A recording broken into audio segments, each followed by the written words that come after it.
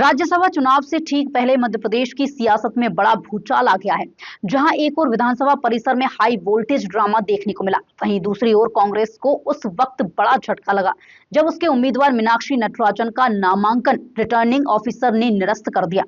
आरोप सिर्फ इतना नहीं कि आपत्ति दर्ज हुई है, बल्कि मामला अब तथ्यों को छुपाने तक पहुंच गया है। भाजपा की आपत्ति के बाद रिटर्निंग ऑफिसर ने दोनों पक्षों की सुनवाई करते हुए कांग्रेस उम्मीदवार मीनाक्षी नटराजन का नामांकन पत्र निरस्त करने का फैसला सुनाया है। भाजपा की ओर से एडवोकेट संकेत गुप्ता ने आरोप लगाया था कि उम्मीदवार ने अपने शपथ पत्र में तेलंगाना की एक अदालत में लंबित आपराधिक प्रकरण की जानकारी छुपाई है, जो चुनाव आयोग और सुप्रीम कोर्ट की गाइडलाइन का उल्लंघन है।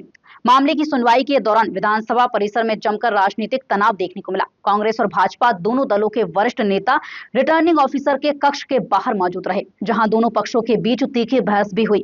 नेता प्रतिपक्ष उमंग सिंघार ने भाजपा के आरोपों को खारिज करते हुए कहा था कि मीनाक्षी नटराजन के खिलाफ कोई आपराधिक मामला नहीं है, केवल कोर्ट का नोटिस मिला है। इसी बीच दिग्विजय सिंह, जीतू पटवारी, उमंग सिंघार और कांग्रेस के लीगल टीम के सदस्य जेपी धनोपिया सहित कई वरिष्ठ नेता मौके पर मौजूद रहे। कुछ समय बाद मीनाक्षी नटराजन भी वहां पहुंची, जिसके बाद सुरक्षा व्यवस्था और तनाव दोनों बढ़ गए। रिटर्निंग ऑफिसर के कक्ष में प्रवेश को लेकर कांग्रेस नेताओं और सुरक्षा कर्मियों के बीच तीखी नोकझोंक और धक्का मुक्की की स्थिति भी बनी। दोनों पक्षों की दलीलें सुनने के बाद रिटर्निंग ऑफिसर ने फैसला सुरक्षित रखा था, जिसके बाद शाम को नामांकन निरस्त करने का अंतिम आदेश जारी कर दिया गया। भारतीय जनता पार्टी के द्वारा 3 नाम निर्देशन पत्र जो जमा किए गए थे, उसकी स्क्रूटनी में हमारे आज के इस प्रेस प्रतिक्रिया के अवसर पर माननीय अध्यक्ष जी हेमंत खंडेलवाल जी, माननीय प्रदेश के मंत्री श्रीमान आरके सिंह जी, महामंत्री हमारे राहुल कोठारी जी, जस्टिस आर्य जी, हम सब मिलकर के आज अपने कैंडिडेट के पक्ष में नाम निर्देशन पत्र और नाम निर्देशन पत्र के बाद जैसा सबको जानकारी है, कांग्रेस के प्रत्याशी द्वारा जान करके जो जानकारी छिपाई गई थी, ये एक तरह से आपराधिक रिकॉर्ड को छिपाने का पाप है। असली में अगर आपके कोई आपराधिक प्रकरण किसी न्यायालय में हो तो ये शपथ पत्र के साथ लिख के देना चाहिए, ताकि बाद में जब आप प्रत्याशी बनते हो तो उससे जुड़ी हुई सारी चीजों की जानकारी प्रत्येक मतदाता तक हो।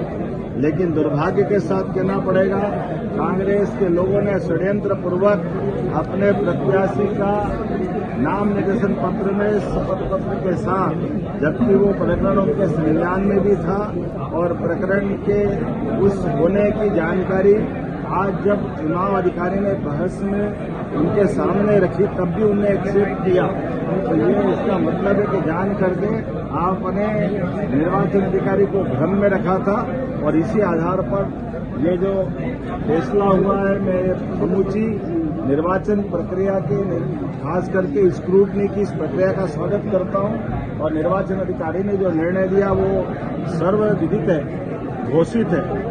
और ऐसे में अब कांग्रेस को आत्ममंथन करना चाहिए कि अपने प्रत्याशियों के ऐसे आपराधिक अगर रिकॉर्ड तो वो क्यों करके सामने नहीं लाते। मुझे तो लगता कांग्रेस को हार का डर था कि उनके जहाज में 75 लोगों का जहाज और 18 लोगों को लेकर बेंगलोर गया।